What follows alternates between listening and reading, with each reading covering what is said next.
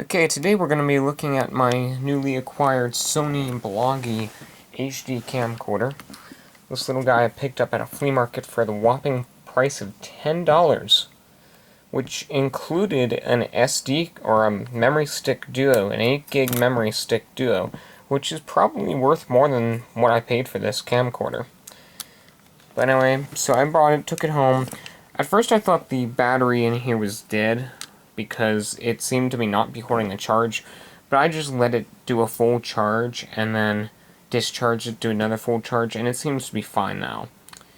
Anyway, with these Sony Bloggie camcorders, they introduced them back in like 2008-ish, and I think it was Sony's first line of camcorders to be all flash memory, because around this time most of their camcorders were still tape or DVD based, and there are also some hard drive camcorders, but this one is all flash based.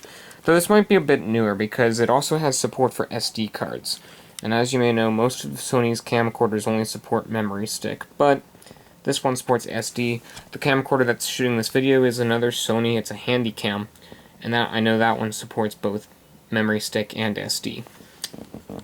But it advertises YouTube capability, as in you just connect this to the computer and then whatever. It has a flip-out USB port, or USB jack. You just open this side compartment. And you can't just click it out, you just pull it out. And you can put that into your computer, like so. And I also have my extension cable that came with this Handycam. And you can use that. And then you also have an HDMI output and that proprietary video output, which is the same one that the camcorder I'm using to record this uses. So we'll close that. It has a very small form factor. I do like these earlier Bloggies because they have a small form factor, but they still produce pretty decent video, and it has a 5x optical zoom. Do you see that? Optical zoom. Optical zoom. Most of the newer Bloggies use only digital zoom. In fact, the newer Bloggie camcorders are inferior to these older ones in many ways. The older Bloggies, they have a flip-out LCD, which I'll demonstrate in a minute. You have a removable battery and removable memory, and you have a removable lens cap, which I do like. This just has an automatic lens shutter, which I don't like. I like having the lens cap. And has the optical zoom. Like, I just like it so much better. The newer Bloggies, there's no flip-out LCD. It's kind of like it looks like a smartphone. It looks like this. Like, the screen is, like, on there. A lot of the newer Bloggies don't have removable storage, and you can't even remove the battery on some of them. So once the battery goes dead, you're screwed. And you're limited to how much internal memory you have. So these older ones are better in a lot of ways. Plus the newer ones don't have optical zoom, they just have digital zoom, which we all know is just stupid. So on the unit, like I already showed, you have the USB jack thing, the AV output, the HDMI. Here's your little joystick to go through the menus, and it's also a button. You have wide and telephoto, zoom control, then you have a photo button and a video button. On the top there's just some residue from the price tag that was there. Speaker on the side, the lens is underneath here. On the bottom you can see there's a tripod mount and mobile HD snap camera model MHS-CM5, and if we open it, you can see the memory stick Pro Duo, and you can also put an SD card in there. Then we have a removable battery. So if we open it up here, it turns on. There's a little LED in the top. I have to take the lens cap off. I need to get a tripod. So then you can see there, we have an image in the LCD display. So you have your battery stats, you have remaining pictures, the picture mode. There we go. I have it set to 720p at 60 frames per second, and with that I can get about 3 hours of record time. can also set it to have a timer after you hit the button. And we can also go to the menu. You have your different photo sizes, different movie size. You see there's 1080p at 30 frames per second, 720p at 60 frames per second, 723 at 30 frames per second, and then standard definition. Face detection. Then you have digital zoom and flicker reduction. You have the beep, LCD backlight. You have 2 brightness settings for that. Display color, language setting, reset. Not entirely sure what that is. Single, multi. I'm not sure what that is. Video output, NTSC or PAL. You can format or copy the memory card. You could change the clock settings, which I did have to adjust because it thought that it was January of 2013.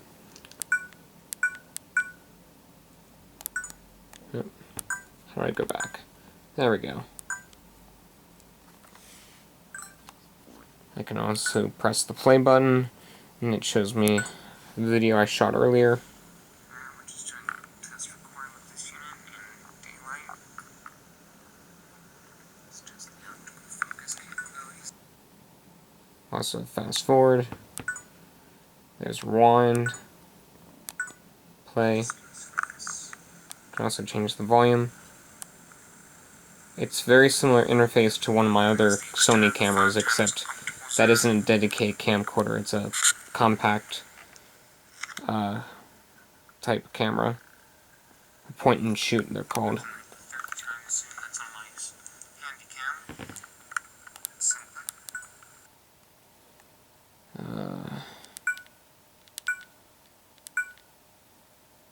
How do I get out of here?